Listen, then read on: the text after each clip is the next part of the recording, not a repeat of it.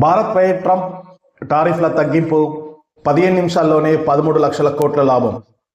భారత్పై విధించిన సుంకాలను ట్రంప్ 50% నుంచి 18% తగ్గిస్తున్నట్లు పేర్కొన్నారు. అయితే ఇది దేశీయంగా మదుపర్లో సానుకూలత ఎఫెక్ట్ చూపించింది. దీంతో భారత్ స్టాక్ మార్కెట్లో లాభాల్లో ట్రేడ్ అవుతున్నాయి. అమెరికా భారత్ వాణిజ్య ఒప్పందంపై ట్రంప్ చేసిన ప్రకటనతో భారత్ స్టాక్ మార్కెట్లు వేగం పుంజుకున్నాయి. రికార్డు స్థాయిలో లాభాలను నమోదు చేసుకున్నాయి. భారత్పై విధించిన సుంకాలను 50% నుంచి 18% తగ్గిస్తున్నట్లు పేర్కొన్నారు. అయితే ఇది దేశంగా మదుపర్లలో సానుకూల ఎఫెక్ట్ చూపించింది. దీంతో భారత స్టాక్ మార్కెట్లు లాభాల్లో ట్రేడ్ అవుతున్నాయి. డాలర్తో పోలిస్తే రూపాయి మారకం విలువ కూడా 1% పెరిగి ₹90.30 స్థాయికి వెళ్ళింది. ప్రస్తుతానికి బొంబాయి స్టాక్ ఎక్స్చేంజ్ సూచీ సెన్సెక్స్ 2300 పాయింట్లకు పైగా చేరింది. 23,000 పాయింట్లకు చేరి 84,000 పాయింట్ల వద్ద ట్రేడ్ అవుతుంది. నేషనల్ స్టాక్ ఎక్స్చేంజ్ సూచీ నిఫ్టీని చూస్తే 700 పాయింట్లు పుంజుకొని 25,780 స్థాయిలో వెళ్తుంది.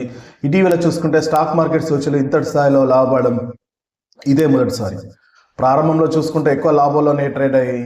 కానీ ఫ్రీ ఓపెన్ సెషన్లో చూస్తే సెన్సెక్స్ ఒక దశలో 4,000 పాయింట్లకు పైగా లేదా 5% దాకా పెరుగుతుంది.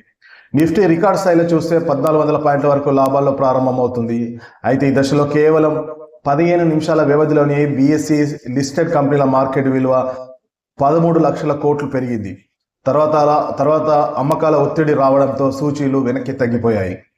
కొన్ని హెవీ వెయిట్ స్టాక్స్ అన్ని కూడా దూసుకుపోతున్నాయి.